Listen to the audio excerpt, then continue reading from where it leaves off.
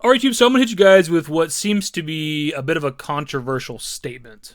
You are allowed to like Hogwarts Legacy.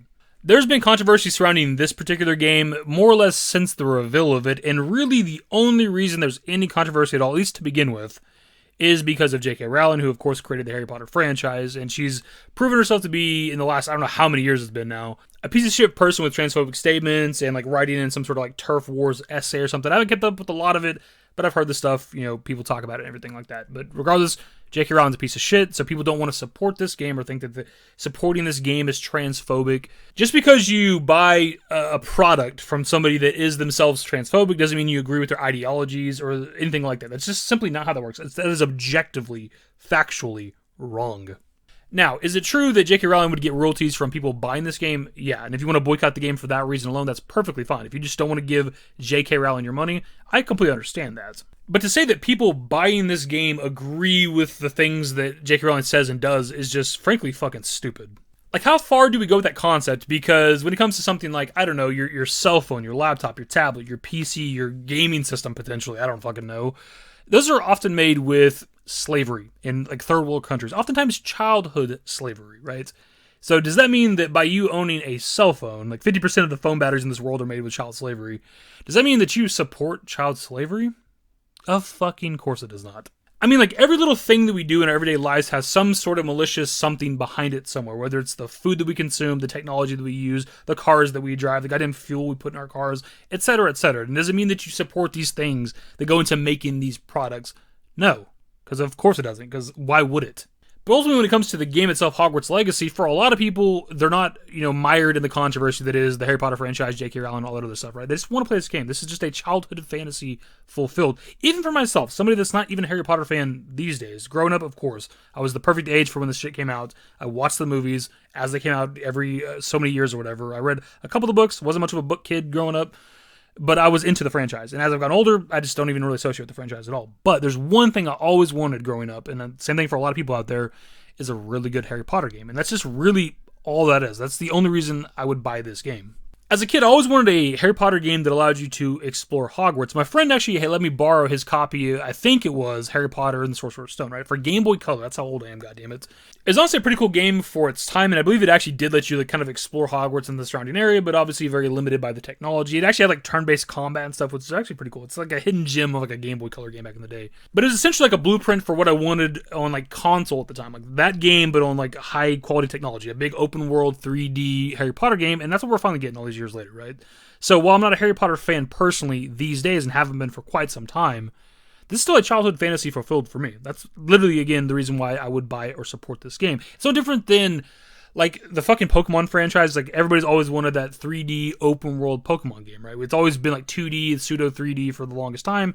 And here in the recent years, we've kind of been moving in the right direction, right? With Legends Arceus, and then now with Pokemon Violet and Scarlet. And, despite skipping the last couple of Pokemon entries, I actually bought Pokemon Violet because it's at least in the right direction. It's not quite what I wanted from an open world Pokemon game, but it's at least almost there for the open world Pokemon game I wanted. So again, childhood fantasy fulfilled. That's kind of all this is for a lot of people. A lot of people are just Harry Potter fans. There's a lot of people that don't even play video games that are buying this game because they just want that good Harry Potter game, dude. Just a personal example, my brother's wife does not play video games for the most part. Very, very little ever plays video games in her entire life that I've ever seen.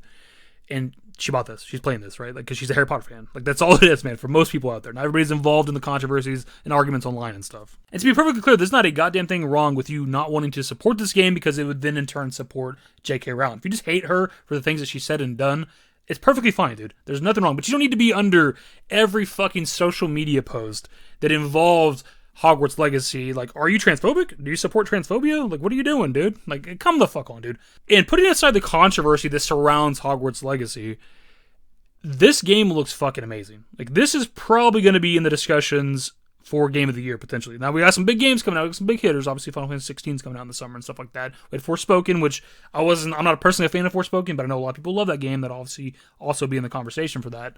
But this game is, if the controversy doesn't prevent it for some reason from being in the running for Game of the Year, it's going to probably win several Game of the Year awards, I would think. Like, if not at the very least, like winning awards in like other categories, because there's so much about the game that just looks fantastic in my opinion. And besides the people that are trying to like avoid the game or tell others to not support the game, like the people that are actually playing it and reviewing it, it seems like across the board this is just a really good game.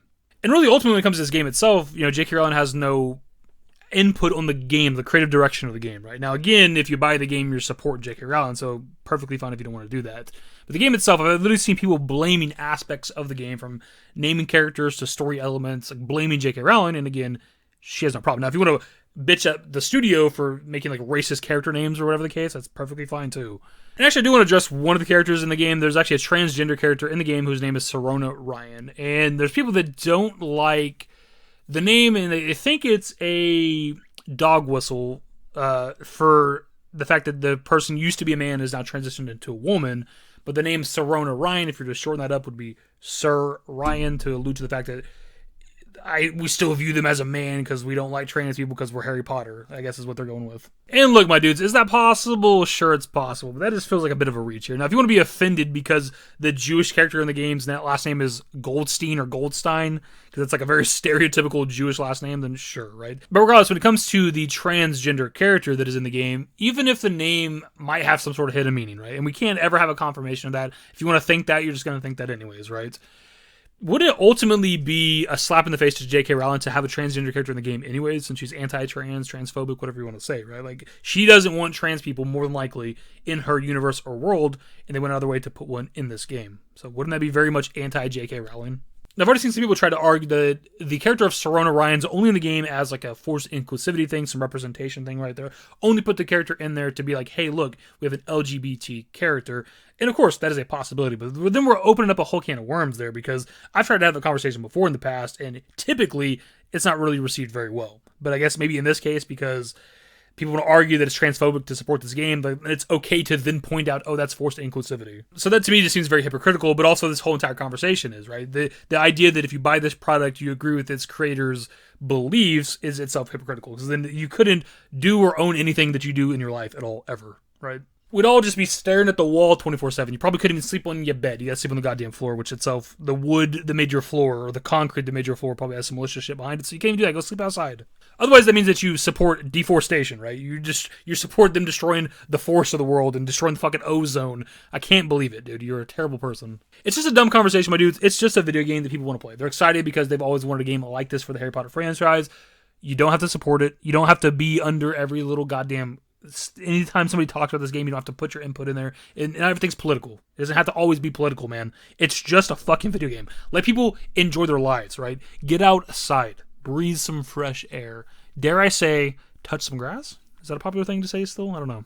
And really, at the end of the day, the whole conversation itself is just pointless, because people already made up their mind if they're going to buy the game or not. It doesn't matter. Most people, I would assume, out there know the J.K. Rowling situation, especially if you yourself are a Harry Potter fan.